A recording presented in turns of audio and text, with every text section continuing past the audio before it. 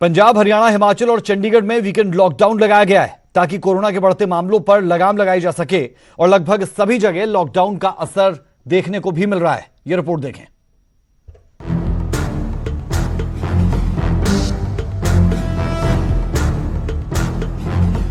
बंद बाजार दिखे, वीरान मोहल्ले दिखे और सड़कों पर सन्नाटा पसरा है। कोरोना को कमजोर करने के मकसद से लगा हफ्ते के आखिरी दिनों का मुकम्मल लॉकडाउन कितना असरदार था, ये सुनसान सड़कें खुद ब खुद उसकी गवाही दे रही हैं। करीब करीब हर शहर से यही तस्वीरें दिखी। पुलिस का पहरा जरूर था, मगर और बार की तरह इस बार कोई खास मशक्कत नहीं करनी पड़ी, क्योंकि लोग खुद समझ बैठे हैं कि कोरोना को हराने के लिए उनका घरों में रहना कितना जरूरी है।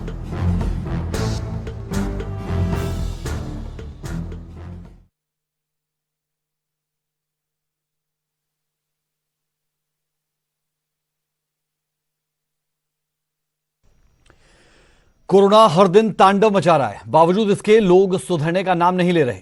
सब्जी मंडियों में लोगों की जबरदस्त भीड़ डराने वाली है। इस रिपोर्ट में देखिए कि कोरोना को लेकर लोग कितने बेपरवाह हैं।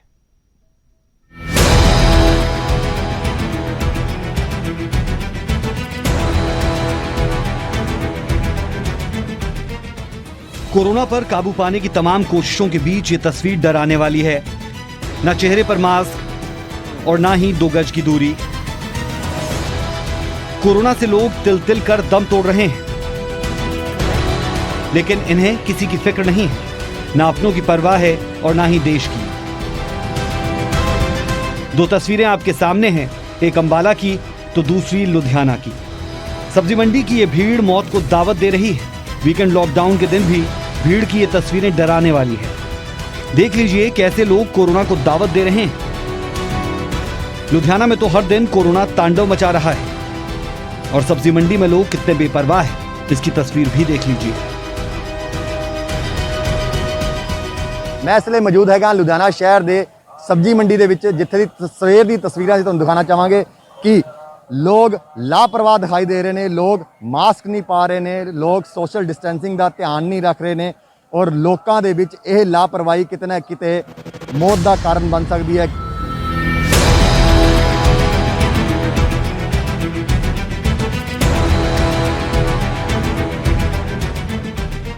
अंबाला सब्जी मंडी में भी लुधियाना जैसे हालात हैं।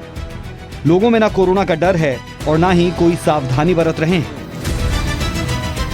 वहीं प्रशासन ने लोगों से कोविड नियमों का पालन करने की अपील की। पूरी कोशिश कर रहे हैं कि बगैर मास्क के मंडी में ना कोई ना आए, लेकिन कुछ हमें पुलिस प्रशासन की भी जरूरत है। जब तक पुलिस प्रशासन मंडी में साथ नहीं देगा तब तक ये काम पूरा नहीं होगा। लोगों से एक हाथ जोड़ के विनती है, कृपया आप कोविड प्रोटोकॉल का पूरा ध्यान रखें, मास्क पहने, सैनिटाइज़र साथ रखें, घर आके हाथ धोएं।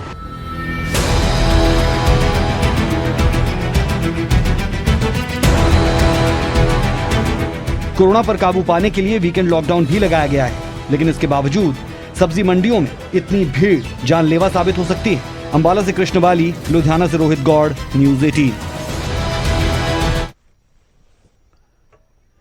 उधर फरीदाबाद में पहला वीकेंड लॉकडाउन लगने के बाद प्रवासी मजदूरों में खलबली मचना शुरू हो चुकी है। मजदूर सोच रहे हैं कि पिछले साल की तरह इस बार भी धीरे धीरे करके लॉकडाउन को बढ़ा दिया जाएगा और उन्हें फिर से रोजी रोटी की समस्या से दो चार होना होगा। इसीलिए उन्होंने मन बना लिया है कि अब वे जल्द से जल्द फरीदाबाद छोड़कर अपने घरों की ओर पलायन कर जाएंगे। लोग बाग 3-4 तारीख को लॉकडाउन लगेगा, तो हम पिछले लॉकडाउन में फंस चुके थे, तो यही सोच रहे थे कि अगर लॉकडाउन से पहले निकल जाए तो अच्छी बात है। अच्छा, हाँ जी। तो ऐसे में आप क्या काम धंधा करते हैं और कितने लोग हैं जो यहाँ से जाएंगे? हम जी बस यही रेडी पे छोले भटूरे नान बेचते हैं बस। लेकिन जाना पड़ जाए। हाँ जी। कितने लोग हैं जो इकट्ठे होकर आप जो है गाँव जाएंगे? अभी 8 जन है। हाँ जी। अब आगे देखो सभी लोग, कोई सीकरी में है, कोई कहीं है, तो जाने तो सभी जाएंगे। क्यों, क्या डर लग रहा है, क्या सता रहे हैं? यही सता रहे हैं बस, कोरोना बीमारी की वजह से। उधर पानीपत में भी लॉकडाउन के डर से मजदूरों का पलायन शुरू हो चुका है। पलायन कर रहे कुछ प्रवासियों से बात की हमारे संवाददाता सुमित भारद्वाज ने।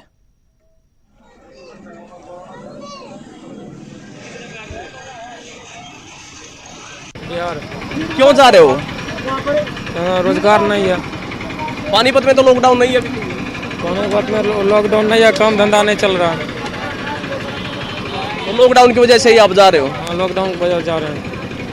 प्रदेश सरकार कह रही है कि आप अपने प्रदेशों की ओर मत जाइए, आप यहीं रहिए, आपको कोई समस्या नहीं आने दी जाएगी। नहीं, ऐसा तो कोई बात नहीं है। समस्या आ रहा है तभी हम जा रहे हैं, समस्या है तब तो जा रहे हैं।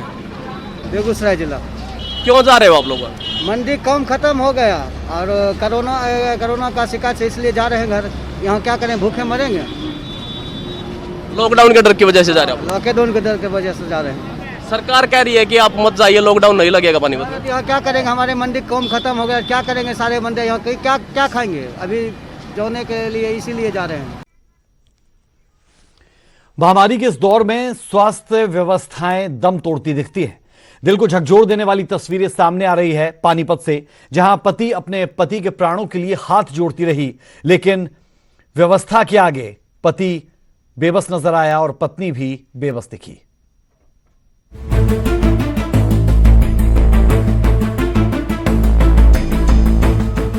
हालात नाजुक है, ऑक्सीजन की सख्त जरूरत है और पत्नी पूरी कोशिश कर रही है पति के प्राण बचाने की, लेकिन हर कोशिश नाकाम हो गई। लच्चर स्वास्थ्य व्यवस्थाओं के सामने शख्स ने मौत के आगे घुटने टेक दिए।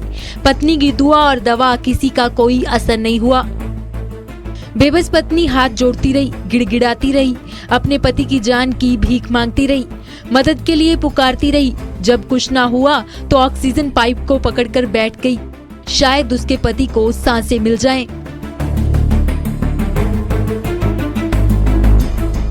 तस्वीरें पानीपत के इसराना स्थित एनसी मेडिकल कॉलेज की हैं, जहां इस लाचार पत्नी की हर गुहार, हर चीख, हर पुकार बेकार गई। दरअसल गन्नौर के निजी अस्पताल से कोरोना संक्रमित शख्स को बेहतर इलाज के लिए पानीपत के सिविल अस्पताल लाया गया, लेकिन यहां से नरेंद्र को एनसी मेडिकल कॉलेज रेफर कर दिया। इसी रेफर के खेल और लापरवाही में नरेंद्र जिंदगी की जंग हार गया।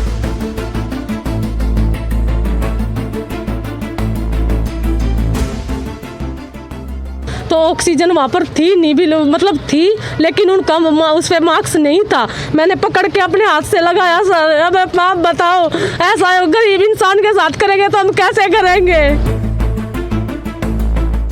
आरोप है कि डॉक्टरों ने नरेंद्र को ऑक्सीजन मास्क तक नहीं लगाया, बस टूटी फूटी नली लगाकर लीपा पोती की गई, जिसको पकड़ वो कई घंटे अपने पति को ऑक्सीजन देती रही। बावजूद इसके वो अपने पति की जान नहीं बचा पाई और बड़े साहब अब जांच की बात कर रहे हैं। मैं आपको कह रहा हूँ ना, अगर मेरे पास कोई इस तरह की कोई शिकायत लेके आएगा तो उसके बारे में उचित कार्रवाई जरूर की जाएगी। करिए साहब, खूब जांच कीजिए, गहनता से करिएगा और कोई दोषी पाया गया तो कार्रवाई भी कीजिएगा, लेकिन आपकी जांच और कार्रवाई से नरेंद्र लौट कर नहीं आएगा और ना इन आंखों के आंसू कभी थमेंगे। जब जब साथ बिताए जिंदगी के वो हंसी पल याद आएंगे, खास कर तब ये आंसू सैलाब बनकर बहेंगे, जब आखिरी वक्त में आपकी जिंदगी को बचाने की हर दलील और कोशिश याद आएगी, जब पल पल घुटती सांसों का एहसास दिल को कुचोटेगा। पानीपत से सुमित भारद्वाज, न्यूज़ 18।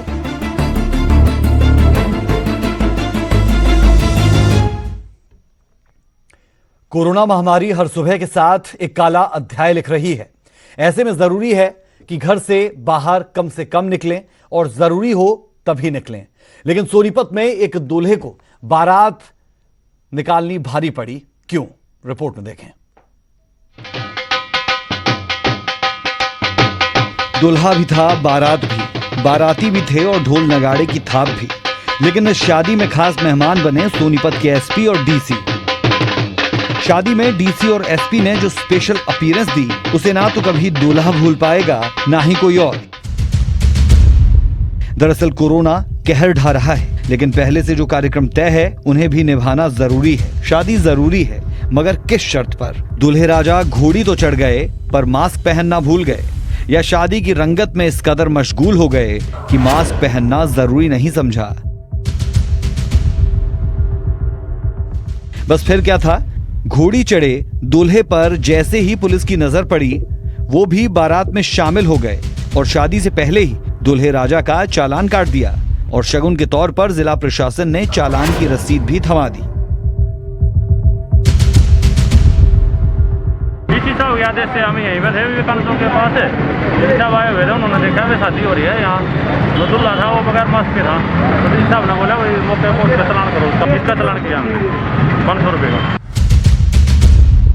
खैर जो कार्यक्रम तय थे वो टाले भी जा सकते हैं अगर इतना जरूरी ना हो, क्योंकि कोरोना हर तरफ कोहराम मचा रहा है और महामारी किसी को नहीं बख्शती। ऐसे में जरूरी है कि आप कम से कम लोगों के संपर्क में आए, अपना और अपनों का ख्याल रखें, तभी आप सुरक्षित रह पाएंगे। नितिन अंतिल, न्यूज़ 18 सोनीपत।